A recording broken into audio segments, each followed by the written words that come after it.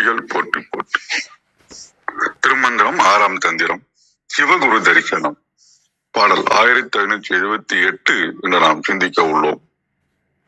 சுத்த சிவம் குருவாய் வந்து தூய்மை செய்து அத்தனை நல்கு அருள் காணா அதிமூடர் பொய்த்தகு கண்ணால் நமரென்பர் புண்ணியர் அத்தன் இவன் என்று அடிபணிவாரே.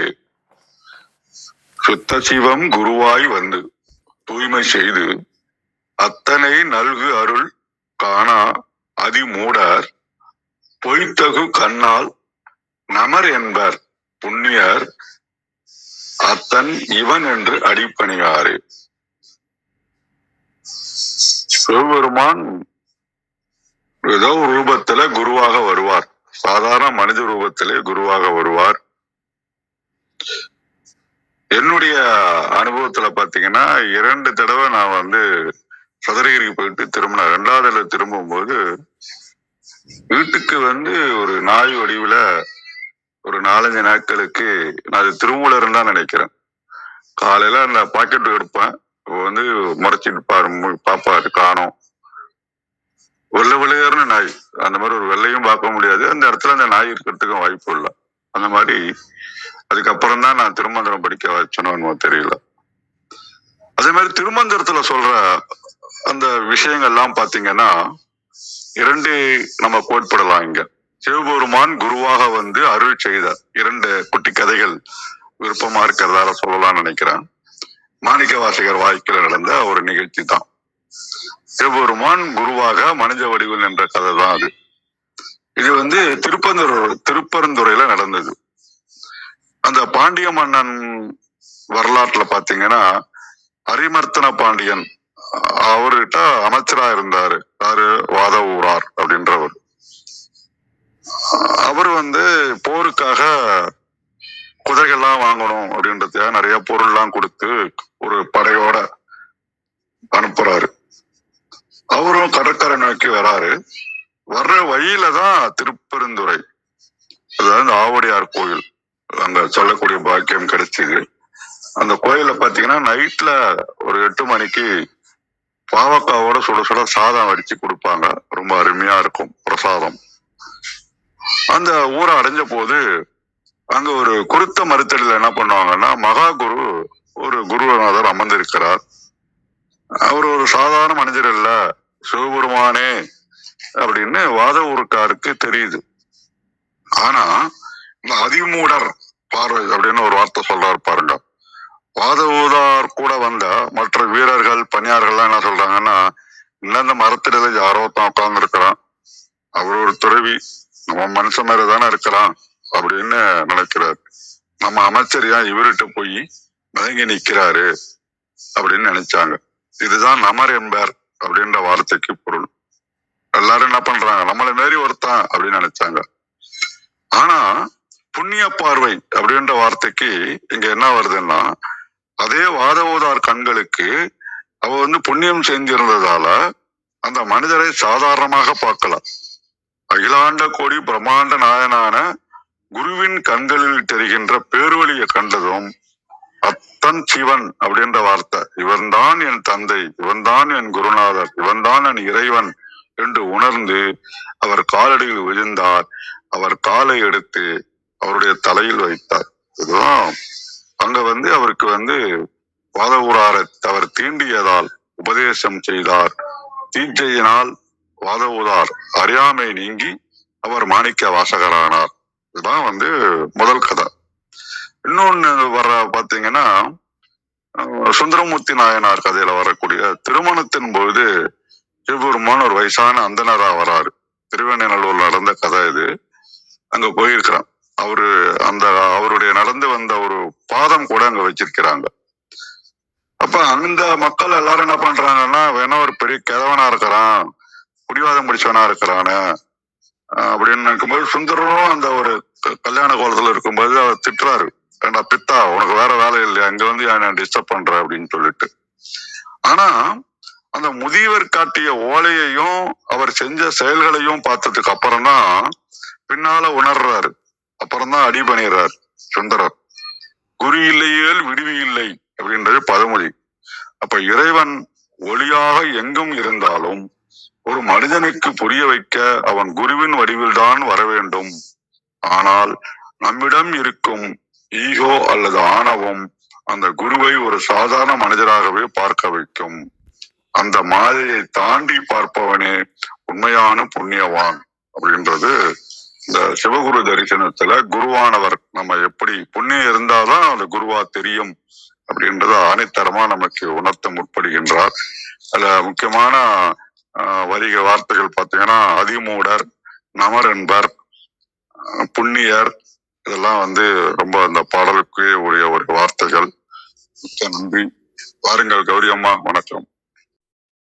நன்றிங்க ஐயா, மிக அருமை ஐயா. ரொம்ப நல்ல முழுமையான விளக்கம் கிடைச்ச மாதிரி நல்லா சொல்லியிருக்கீங்க. மிக்க நன்றிங்க ஐயா. அனைவருக்கும் அன்பு வணக்கம். ஓம் நந்தியம்பெருமான் திருவடி போற்றி, ஓம் திருமூலர் திருவடி போற்றி, ஓம் நம சிவாய். திருமந்திரம் 1578. சித்த சிவன்குரு வாய் வந்து தூய்மை செய்து அத்தனை நல்கருள் காணா அதிமூடர் பொய்த்தகு கண்ணான் நமரென்பர் புண்ணியர் அத்தன் இவன் என்றடிபணிவாரே. Translation: The Siddha Siva comes as Guru and cleanses, but the born idiots do not see the one who bestows all, and the faulty visioned one views him as one among us.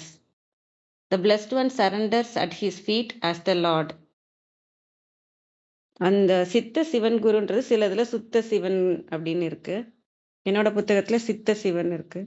அந்த சித்திகளுக்கெல்லாம் தலைவனாக எடுத்தாலும் சரி, சுத்தமாக இருக்கிற சிவன், சுத்த வெட்ட வெளியாக இருக்கிற சிவனாக இருந்தாலும் சரி, அவர் குருவாய் தூய்மை செய்வாங்க. தத்தனை நல்கருள் காணா அதிமூடர், அவர் கொடுக்கும் அருளை காணாத அதிமூடர் அந்த அவங்க தான் தூய்மை செய்கிறாங்க. ஏன்னா நம்ம நேற்று பாடலில் பார்த்தோம் இல்லையா, நமக்கு அந்த அறியாமை இருளை போக்கி பசு பாசத்தை நீக்கி முக்தி பாலுக்கு கொண்டு போகிறவங்க தான் குருன்னு சொல்லிட்டு, அந்த மாதிரி இருக்கிறவங்க, அந்த மாதிரி இருக்கிறவங்கள்ட்ட நம்ம குருன்னு போகிறோம். ஆனால் அவங்கள இறைவனாக பார்க்கறது இல்லை, நம்மளை மாதிரி தான் அப்படிங்கிறது தான் இங்கே நமர் என்பர். அதாவது நம்முடைய சார்பானவர் தான் அப்படின்னு. பொய்த்தகு கண்ணான் நமர் என்பர் புண்ணியர். அந்த ஊனக்கண்ணில் நம்ம உணர்வாக பார்க்காம சும்மா ஊனக்கண்ணால் நம்ம பார்க்குறப்ப நம்ம இவங்களும் நம்மளை மாதிரி தான் அப்படின்னு நினச்சிக்கிறோம். அவங்க அந்த அளவுக்கு நமக்கு அருள் செய்கிறாங்கன்றது புரியறது இல்லை.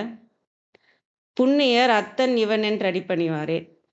ஆனால் புண்ணியர் இவங்க தான் இறைவன் தெரிஞ்சு அவங்களோட அடியை தொழுவாங்க. இந்த இதில் இந்த மாதிரியும் நான் பார்க்குறேன். அதாவது குருவாக நம்ம ஏற்றுக்கிட்டோம் அப்படின்னா அவங்க தான் நம்மளை தூய்மை செய்கிறாங்கன்றதை உணர்ந்து அவங்கள முழுமையாக இறைவனாகவே ஏற்றுக்கணும் ஏன்னா திருமூலர் நந்திதேவரும் சிவனும் வேற வேற இல்லைன்னு பார்ப்பார் இல்லையா. அந்த மாதிரி நம்ம யாரை குருன்னு நினச்சிருக்கோமோ அந்த அளவுக்கு சரணடைஞ்சு அவங்க வழியில் நிற்கும் போது தான் நம்மளால் அவங்கள பின்பற்றி நம்ம போக முடியும். அவங்களே இறைவனாக நினைத்து போகும்போது தான்.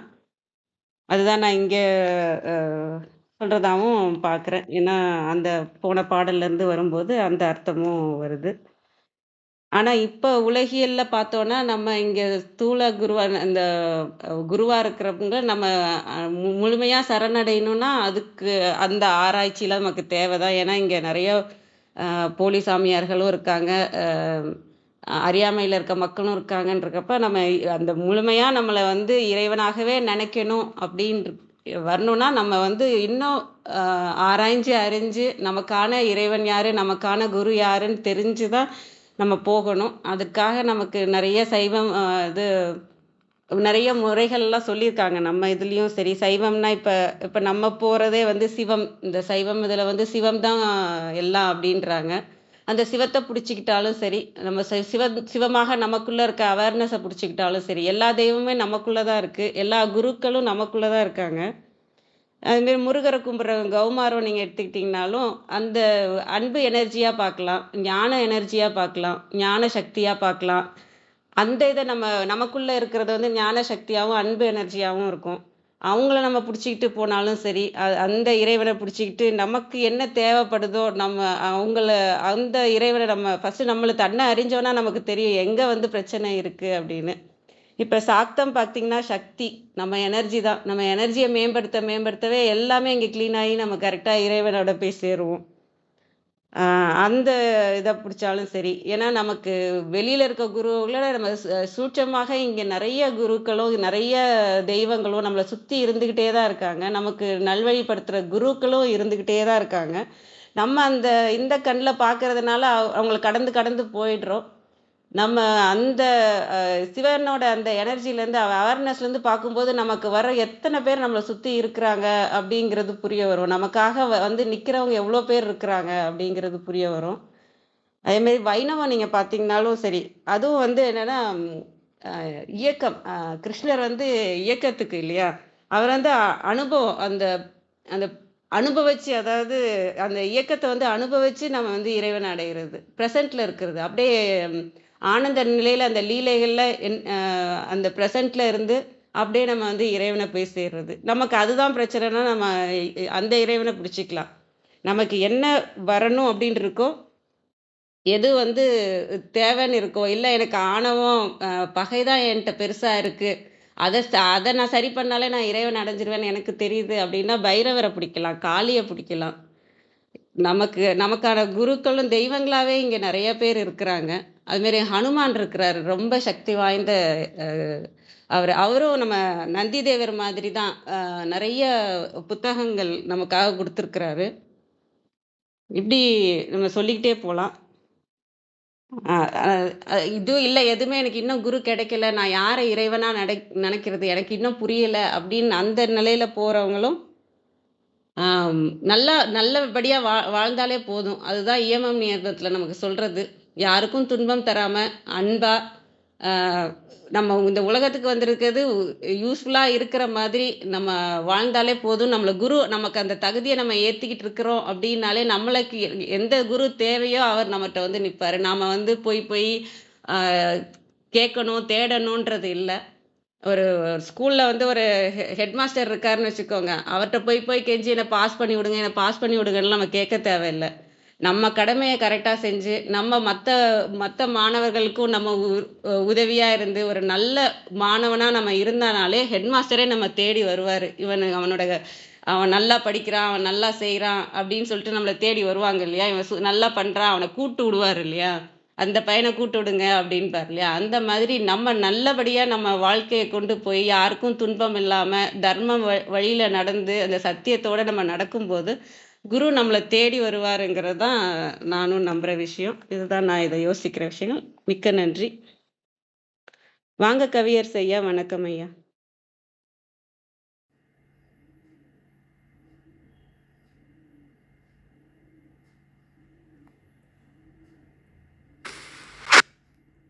அம்மா வணக்கங்கம்மா. கிருத்திகா மாத்தோட இருக்கட்டுங்க. எதுவும் இதில் சொல்றதுக்கு எதுவும் இல்லை. வாங்க கிருத்திகா. நீங்க பரவாயில்ல கவியாசையா, நீங்க நீங்க உங்களுடைய பார்வையை பகிர்ந்துக்கங்க, அப்புறமா நான் பேசுறேன், ஒன்றும் பிரச்சனை இல்லை. நன்றிங்க. கௌரியம்மா இதில் விளக்கமா ஏற்கனவே சொல்லியிருக்கிறாங்க. இந்த 6ஆம் தந்திரத்துல நம்ம இந்த 6ஆம் தந்திரம் தொடங்கினதுல இருந்து மீண்டும் மீண்டும் வலியுறுத்திட்டு வர்றது நம்மளுடைய இந்த மனித பிறவி எடுத்ததுக்கான உண்மையான நோக்கம் என்ன அப்படிங்கிறது. அது உண்மையான நோக்கம், அது ஒரே நோக்கம் தான். அத என்ன அப்படிங்கறது தான் ஒவ்வொரு பாடலையும் வலியுறுத்திட்டு வராங்க. இங்க வந்து இந்த பாடல்ல நமக்கு வந்து பொதுவா ஒரு பொது புத்தின்னு சொல்லுவாங்க இல்லையா, அது மாதிரி சிவன் அப்படின்னா வந்து மூன்று கண்ணுடைய ஒரு கடவுள். அவர் வந்து அந்த நெற்றிக்கண் திறந்தாருன்னா கெட்டதை அழிப்பாரு அப்படிங்கிற ஒரு பார்வை இருக்கு. இது பொதுவான ஒரு பார்வை சொல்லப்படுறது. இது வந்து எங்க இதுல என்ன சொல்ல வராங்க அப்படின்னா, என்னுடைய புரிதல் படி பிறவிக்கான உண்மையான பயன், உண்மையான நோக்கம் என்ன அப்படிங்கிறத உணர்த்துறதுக்கு தான் வந்து இங்க சுத்த சிவன். சுத்த சிவன் அதுல நிறைய அதுக்கான அர்த்தங்கள் சொல்றாங்க. இது வந்து எல்லாருக்கும் புரிய முடியும் சொல்லணும் அப்படின்னா, அது பியூர் கான்சியஸ்னஸ். பியூர் கான்சியஸ்னஸ் என்ன அப்படின்னா, இது வந்து ஒரு பொதுவான ஒரு சொல்லாடலாம் எடுத்துக்கலாம். இப்போ இயேசு இல்லை வந்து கிருஷ்ணர், சிவன், விஷ்ணு அப்படின்லாம் வந்து நம்ம ஒரு கடவுளை வந்து குறிப்பிட பயன்படுத்துகிறோம். இது எல்லாத்துக்கும் பொதுவான ஒரு நம்மளை மீறின ஒரு சக்தி இருக்கு அப்படின்னா அது ஒரு பியூர் கான்சியஸ்னஸ். அந்த ஏன் பியூர் கான்சியஸ்னஸ் சொல்றாங்க அப்படின்னா, ஏன் சுத்த சிவம் அப்படின்னு சொல்றாங்கன்னா, அது வந்து எந்த குணங்களும் இல்லாத ஒரு தன்மை. நல்லது கெட்டது, பாசிட்டிவ் நெகட்டிவ் அப்படிங்கிறதெல்லாம் எதுவும் இல்லாத ஒரு தன்மை. ஸோ அதை வந்து அதை டிஃபைன் பண்ணணும்னா அது ரொம்ப சிரமமான ஒரு விஷயம். அந்த மாதிரியான ஒரு தன்மை இருக்கக்கூடிய கடவுள் நிலை நமக்கு வந்து எப்போதும் உணர்த்துறதுக்காக தான் இங்க வந்து குருவா நமக்கு இருக்கிறாங்க. அது என்ன உணர்த்துறாங்க அப்படின்னா, நீ பிறந்த பயனே வந்து இந்த மனித உடல் எடுத்த பயனே வந்து நோக்கமே வந்து இறைநிலை அடையறதுக்கு தான், இறைநிலையை உணர்றதுக்கு தான் அப்படிங்கிறத தான் உணர்த்த இது பண்றாங்க. ஆனா அந்த உணர்த்தலை நம்மளால புரிஞ்சுக்க முடியாம நம்ம வந்து வெவ்வேறு பாதையை நோக்கி நம்ம போயிட்டு இருக்கிறோம். ஆனா அதை புரிஞ்சவங்க வந்து யாரா இருப்பாங்கன்னா, புண்ணியம் செஞ்சவங்கன்னு சொல்றவங்க வந்து, அதாவது இந்த ஒரு கான்சியஸ்னஸுக்கு வரத்துக்கே வந்து பல ஸ்டேஜஸ் ஆகும். எல்லாரும் பிறக்கிறோம், வாழ்றோம், வாழ்ந்து முடிஞ்சு போறோம். ஆனா எல்லாருடைய ஆன்ம புரிதல் அப்படிங்கிறது ஒன்னா இருக்குதா அப்படின்னா அப்படி கிடையாது. அப்போ இந்த மாதிரியான ஒரு புரிதல் வரத்துக்கும் பல ஜென்மங்கள் தேவைப்படலாம். அப்ப இதை எவ்வளோ சீக்கிரம் இதை நம்ம புரிஞ்சுக்கிறோமோ அப்போ அவ்வளோ சீக்கிரமா நம்மளுடைய அந்த ஆன்ம விடுதலை அப்படிங்கிறது அடையும் அப்படிங்கிறதா நான் புரிஞ்சுக்கிறேன். நன்றிங்கம்மா. கிருத்திகாம்மா, நீங்க தொடரலாங்க. வாங்கம்மா. வணக்கம். நன்றி கவியரசு ஐயா, நன்றி, மிக்க நன்றி. இந்த ஓவரால் ஜிஸ்ட் பார்த்தது கவியரசு ஐயா சொன்னதும் சரி, கௌரிமா சொன்னதும் சரி, லைனையா சொன்னா கதைகளும் சரி, எல்லாமே இந்த பாடலோட அதி அற்புதமா. என்ன பெரிய விஷயம்னா, இட்ஸ் கெட்டிங் எலிவேட்டட். ஒரு அடுத்தடுத்த நிலைக்கு போய்கொண்டே இருக்கிறது. ரொம்ப அற்புதமா இருக்கு. இதுல நம்ம புதுசா சொல்றதுக்கு எதுவும் இல்லை. கூடுதலா இதே மாதிரி இன்னொரு அடுக்கு பார்க்க முடியும், அவ்வளவுதான். அப்போ இந்த இடத்துல என்ன சொல்றாருன்னா, சுத்த சிவன் அப்படின்னு ஒரு வார்த்தையை உபயோகம் பண்றாரு.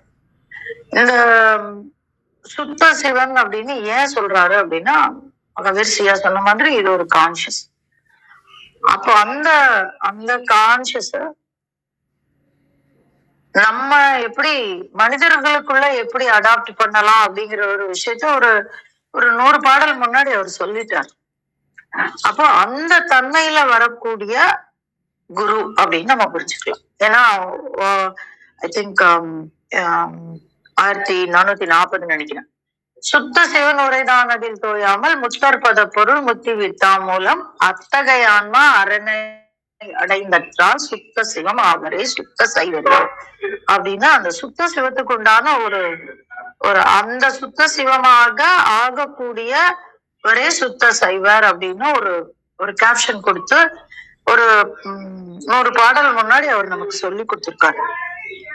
அப்போ அதுதான், அப்போ அதை எடுத்துக்கணும். அப்ப அந்த தன்மையில இருக்கக்கூடிய ஒருவர் வந்து நம்மை குருவாக ஆட்கொள்வார் அப்படின்னு நம்ம புரிஞ்சுக்கணும். இல்ல நம்மை குருவாக ஆட்கொள்ளக்கூடியவர் அந்த தன்மையில் இருப்பவர்கள். அப்ப அந்த குரு அப்படிங்கிறவரோட தன்மை, அந்த எப்ப ஒருத்தர் குரு ஆகுறாங்க அப்படின்னா, விஷயம் தெரிந்தால் குரு ஆகுறது. இது வந்து ராமகிருஷ்ணர் வந்து ரொம்ப அழகா சொல்லுவார். எப்ப ஒருத்தரை வந்து மனிதர் அவங்க குருவை பிரகடனப்படுத்திக்கிறதுக்கு இல்ல, சக மனிதர்கள் வந்து எப்படி வந்து அவங்கள வந்து குருவா பாக்குறாங்க அப்படின்னா, அந்த ஞானம் நிரம்பி ததும்பி அதன் வெளிப்பாடு வரும்பொழுது ஒருவர் வந்து அவங்கள உலகம் வந்து அவரை குருவாக காண். அப்போ it is not self declaration. அவங்க பாக்குறாங்க, பார்த்து சொல்ற ஒரு விஷயம். அப்போ அந்த மாதிரியான தன்மையை உடைய சிவன் அது யாரு வராங்க அப்படின்னா இந்த இடத்துல இந்த நமர் என்பர் புண்ணியர் அப்படின்னும் நம்ம எடுத்துக்கலாம். ஆனா இந்த மந்திரத்துல வந்து எல்லா உரையாசிரியர்களுமே எப்படிதான் எடுத்திருக்காங்கன்னா அதிமூடர் பொய்த்தகு கண்ணான் நமர் என்பர் அப்படின்னு தான் எடுத்திருக்காங்க. அதாவது நம்மவர் அப்படின்னு நம்ம வந்து நினைச்சிருவோம், நமர் அப்படின்னா நம்ம. அப்போ நம்மள ஒருத்தர் சாதாரணமான ஆளு அப்படின்னு நம்ம வந்து நினைச்சிருவோம். அந்த ஒரு சாத்தியக்கூறு இருக்கு. அப்ப நம்மளுடைய தன்மை என்ன அப்படின்னா நம்ம வந்து இப்ப இருக்கக்கூடிய ஒரு மனநிலையை வச்சு நம்ம வந்து இந்த வரியை பார்க்கிறோம். எப்படி பார்க்கிறோம் அப்படின்னா நம்ம சக மனிதர்களை மதிக்கக்கூடிய அந்த ஒரு தன்மை வந்து இப்ப கம்மியா இருக்கு. ஆனா ஒரு காலகட்டத்துல நீங்க வந்து இந்த இடத்துல சொல்லும் போது நம்ம திருமூலருடைய காலத்துக்கு போனோம். அந்த காலகட்டத்துல அவர் எப்படி சொல்லியிருக்காரு அப்படின்னா இந்த பெர்சன்டேஜ் ஜாஸ்தி, சக மனிதனை மதிக்கக்கூடிய பெர்சன்டேஜ் வந்து ரொம்ப ஜாஸ்தி. அப்போ இந்த இடத்துல நமர் என்பர் புண்ணியர் அப்படிங்கிற ஒரு இடத்தையும் நம்ம எடுத்துக்கலாம். அப்போ இந்த பாடலினுடைய பொருள் வந்து அடையாளம் கண்டு கொள்வோம். முதல்ல நம்மளுக்குள்ள ஒருத்தரா பார்ப்போம் அப்படின்னா சிவன் மனித சட்டை பூண்டு வருவான் அப்படிங்கிற ஒரு பொருளையும் இந்த பாடல்ல நம்ம பார்க்க முடியும். அதுதான் சொல்றாரு, சுத்த சிவன் குருவாய் வந்து தூய்மை செய் தத்தனை நல்கருள் காணா அதிமூடர் பொய்த்தகு கண்ணான். அப்போ அந்த அதிமூடர்கள் யாரா இருப்பாங்க அப்படின்னா பொய்த்தகு கண்ணான் இருப்பாங்க. அப்போ கண்ணால் அப்படின்னு சொல்லல வரலாறு, அதனால் அவர்கள் நமர் என்பர் அப்படின்னு நான் அந்த இடத்துல சொல்ல வரல. என்ன சொல்றாரு, அதிமூடர் பொய்த்தகு கண்ணான் அப்படின்னு நம்ம அந்த இடத்த பிரிச்சு பார்க்க முடியும் இந்த மந்திரத்துல. அப்போ என்ன பண்றாங்க, அதிமூடர்கள் யாரு அப்படின்னா பொய்த்தகு கண்ணை வைத்திருப்பவர்கள். எது பொய்த்தகு கண், நல்லது எது தீயது எது என்று தெரியாதவர்கள். இத வந்து முன்னாடி ஒரு 4 மந்திரம் முன்னாடி நமக்கு சொல்லிட்டாரு. சத்தும் அசத்தும் சதசத்தும் தெரியக்கூடியவர்கள் அப்படின்னு அவர் சொல்லிட்டாரு. அது தெரியாதவங்க பொய்த்தகு கண்ணான், வேதம் பார்ப்பவர்கள் பொய்த்தகு கண்ணான் அப்படின்னு ஒன்னொன்னா நம்ம வரிசையா புரிஞ்சுக்க முடியும். அப்போ அத்தகைய கண்ணிருந்தும் குருடராய் அப்படின்னு நம்ம சொல்றோம் இல்லையா, வெளிச்சம் இருக்கு. நம்ம சொல்லுவோம் ஏதாவது ஒரு சாமான் தேட போகும்போது அங்கேதான் இருக்கும், குழந்தைங்களை பார்க்க முடியாது. அவங்க இல்ல அசிரத்தை இருந்ததுன்னா அது கண்ணுல தெரியாது. அப்போ இல்லம்மா அப்படிம்பாங்க, நம்ம பசங்களை திட்டுவோம், டேய் கண்ணு என்ன குருடாடா, அங்கதானே இருக்கு அப்படி திட்டுவோம். அப்ப என்ன அவன் கண்ணு குருடா? இல்ல, அங்கதான் இருக்கு, அவனுக்கு அதை கண்டு கொள்ளக்கூடிய திறமை இல்லை. அதுதான் அந்த பொய்த்தகு கண். அவர்கள் யாரு, அதிமூடர்கள். அதுதான் சொல்ல வர்றாரு இந்த இடத்துல. அப்ப என்ன சொல்றாரு, தத்தனை நல்கருள் அப்படின்றாரு. யாரு தத்தனை தத்தன்னா என்னது, இந்த இடத்துல தூய்மை செய்து அத்தனை அப்படின்னும் பாக்குறாங்க. இந்த பாடல நம்ம வந்து உரையாசிரியர்கள் அடிபற்றி புரிந்து கொண்டு அதற்கு மேலும் நம்மளால செல்ல முடியும் அப்படிங்கிறத உணர்ந்து திருமலத்தை கேட்டோம்னா அவர் நமக்கு சொல்லுவாரு. இந்த இடத்துல இலக்கணவாசிகள் என்ன சொல்லுவாங்கன்னு எனக்கு தெரியாது.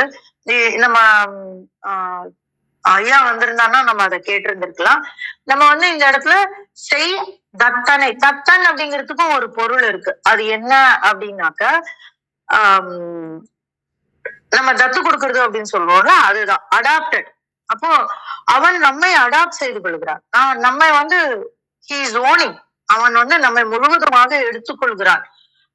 எப்போ சுத்த சிவன் குருவாய் வந்து நம்மை முழுவதுமாக தூய்மை செய்து நம்மை முழுவதுமாக ஆட்கொண்டு விடுகிறான். அதுதான் இந்த தத்தனை நல்கருள் அப்படின்னு நம்ம புரிஞ்சுக்கலாம்.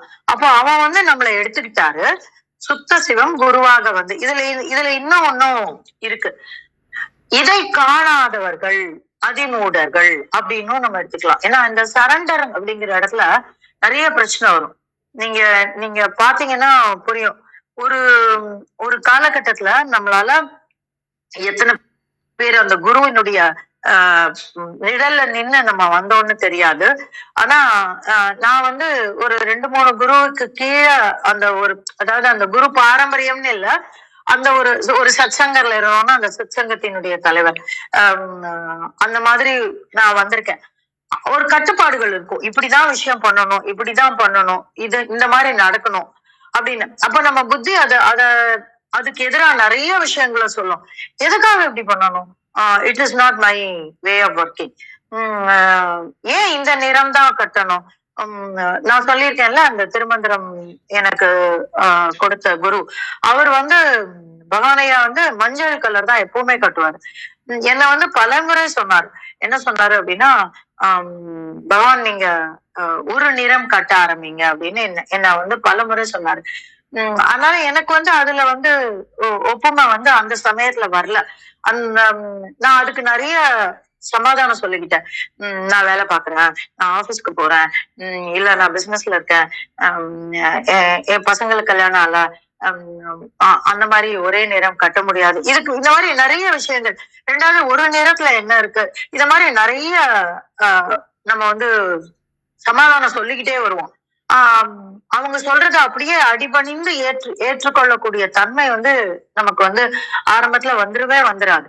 அப்போ அந்த இடத்துல நம்ம முரண்படுவோம். அப்போ அந்த குரு கிட்ட இருந்து நம்ம கொஞ்சம் தள்ளி நிற்போம். அதெல்லாம் நமக்குள்ள நடக்கும். எப்படி ஒரு குழந்தைய வந்து ஆரம்பத்துல ஸ்கூலுக்கு போடும்போது அது ஒத்துக்காது, நான் ஸ்கூலுக்கு போக மாட்டேன், அது நல்லது அப்படின்னு தெரியவே தெரியாது. அம்மா அப்பா நம்மளை கொண்டு விடுறாங்க, நம்ம நம்புவோம் அப்படின்லாம் நினைக்காது. நம்ம புத்தியில உரைக்கணும், நம்ம புத்தியில தோயணும், அதுதான் முக்கியம். அப்ப அந்த புத்தியில இருந்து நம்ம வந்து அந்த புத்தியை எப்படி பார்ப்போம் அப்படின்னாக்கா, இந்த உலகியல் ரீதியா தான் அந்த புத்திய பார்ப்போம். அந்த உலகியல் ரீதியா பார்க்காமல் உள்ளே நம்ம கவிர்சையா சொன்னார் பாத்தீங்களா, நிறமற்ற தன்மையில நம்ம பார்க்கும்பொழுது சத்து அசத்து தெரிந்து, அதுதான் அந்த தூய்மை செய்யறது. சத்து அசத்து தெரிந்து நன்மை தீமையை கடந்து எல்லாவற்றையும் ஒரே கண்ணால பார்க்கக்கூடிய அந்த தன்மையில உள்ள ஒரு குரல் கேட்கும். அந்த குரலை நாம் பற்றிக்கொள்ள வேண்டும். அதுதான் சுத்த சிவன் குருவாய் வந்து. ஆனா அதுக்கு என்ன நடக்கணும் அப்படின்னா, இந்த மாதிரி பொய்த்தகு கண்மான் நமரென்பர் புண்ணியர் அப்படின்னு நம்ம புரிஞ்சுக்கணும். நமக்குள்ளேயேதான் இருப்பாரு, நம்ம கூடவேதான் இருப்பாரு.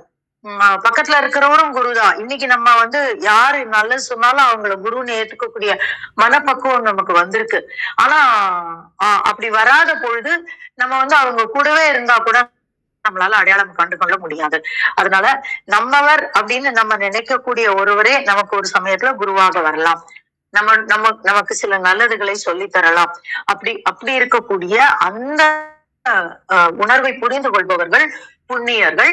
அவன் வந்து அப்படி புரிந்து கொள்ளும் பொழுது நம்ம எப்படி புரிஞ்சுக்கிறோம் அப்படின்னா, அத்தன் இவன் என்று அடிபணிவாரு. அப்போ அந்த சமயத்துல யாரா இருந்தாலும் நம்ம வந்து அதை ஏற்று நம்ம வந்து அவர்களுடைய அடிபணிந்து நாம் வந்து அவரை பற்றி கொள்ளும் பொழுது நாம் இறையை பற்றி கொள்கிறோம் அப்படிங்கிற ஒரு உணர்வை வந்து நம்ம வந்து பெறுவோம். இப்ப நீங்க பாத்தீங்கன்னா, ஒரு சிலர் பெரியவங்க சின்னவங்க, அவரு எப்படி எனக்கு அப்புறம் தானே வந்தாரு, நான் எப்படி அவரை நமஸ்காரம் பண்ண முடியும், இந்த தன்மை எல்லாம் இருக்கும். ஆனா மனசார என்னைக்கு ஒரு நாளைக்கு நம்மளால அது அவங்க சின்னவங்க பெரியவங்க, அந்த நிலையில இருக்கிறவங்க இந்த நிலையில இருக்கிறவங்க, அந்த பகுதியை சார்ந்தவங்க இந்த மதத்தை சார்ந்தவங்க, இந்த மாதிரி எதுவுமே இல்லாம அவங்க காலடியில நம்மளால நமஸ்காரம் பண்ண முடியுறதோ, இல்ல அவங்களை மனதார நம்மால் தொழ முடிகிறதோ, அந்த நேரத்துலதான் நம்ம வந்து எல்லாரிலும் நாம் இறைவனை காண துவங்குகிறோம் அப்படிங்கிறதுதான் உண்மை. அது ஒரு பேரானந்த அனுபவம். அந்த அனுபவத்தை நம்ம இந்த இடத்துல சொல்லி கொடுக்கிறாரு. நம்மவர் அப்படின்னு நமக்கு அருகில் இருக்கக்கூடிய ஒருவரை நம்மால் குருவாக அடையாளம் கண்டு வணங்க முடியும் என்றால் அவரே அந்த நேரத்துலதான் சுத்த சிவன் வந்து நம்மை தூய்மை செய்கிறார். அப்பொழுது அவர் நம்மை ஆட்கொள்ளுகிறார். அதை காணாத ஒரு தன்மைதான் அதிமூடமான ஒரு தன்மை. அந்த அதிமூடர்கள் பொய்த்தகு கண்ணான் அப்படின்னு சொல்லிடுறாரு. அப்ப கண்ணிருந்தும் குருடராய் இருக்கக்கூடியவர்கள். அப்படி இல்லாமல் நமக்கு அருகே இருக்கக்கூடிய குருவை அடையாளம் கண்டு கொண்டு நம்மில் இருக்கக்கூடிய இறைவனை நாம் உணர துவங்குவோம் என்றால் அப்பதான் நம்ம வந்து என்ன பண்ண போறோம் அப்படின்னா, அத்தன் இவன் என்று அடிபணிவோம் அப்படின்னு சொல்லி தர்றாரு. இது ஒரு தன்மை.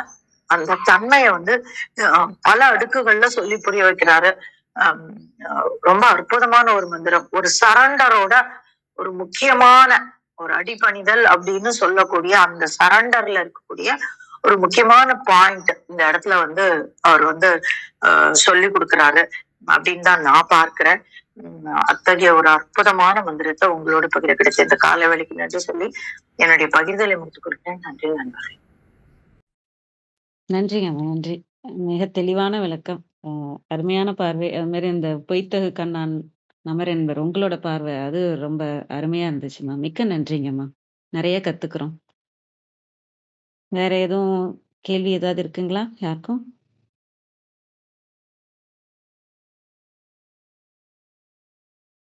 கருத்து இருந்தாலும் சொல்லலாம். யாரோ கேள்வி கேட்டிருக்காங்கம்மா, யாருன்னு புரியல. சப்போர்ட் அண்ட் எகென்ஸ்டா விச் வேதம் அப்படின்னு ஏதோ கேட்டிருக்காங்க. அவங்க இருக்காங்க தளத்துலன்னு எனக்கு தெரியல. அது என்ன, எதை மென்ஷன் பண்ணி கேட்டிருக்காருன்னு எனக்கு புரியல.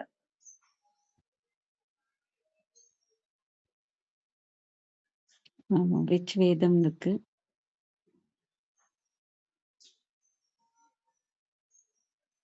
சரி, அவர் இல்லைன்னு நினைக்கிறேம்மா. எதை மென்ஷன் பண்ணாருன்னு புரியல. நம்ம பேசினதுல ஏதாவது வேதம்ங்கிற வார்த்தை வந்ததா, யாராவது பேசினதுலான்னு எனக்கு தெரியல. நன்றி, பார்க்கலாம். நன்றிங்கம்மா, நன்றிங்கம்மா. நிறைவு செஞ்சுக்கலாம்னு நினைக்கிறோம். அனைவருக்கும் நன்றி. இன்று எங்களுடன் இணைந்த அனைத்து நிறைய செய்திருங்க கௌரிமா. போட்டே பேசிட்டு இருக்கேன். நன்றிங்கம்மா. இன்று எங்களுடன் இணைந்த அனைத்து உள்ளங்களுக்கும் எங்களது மனமார்ந்த நன்றிகள். மீண்டும் நாளை காலை 6:30 மணிக்கு சந்திப்போம். தலம் நிறைவு பெறுகிறது. திருமூலர் திருவடிகள் சரணம் சரணம். திருமூலர் திருவடிகள் சரணம் சரணம். திருமூலர் திருவடிகள் சரணம் சரணம். அனைவருக்கும் நன்றி. ஓம் நம சிவாய.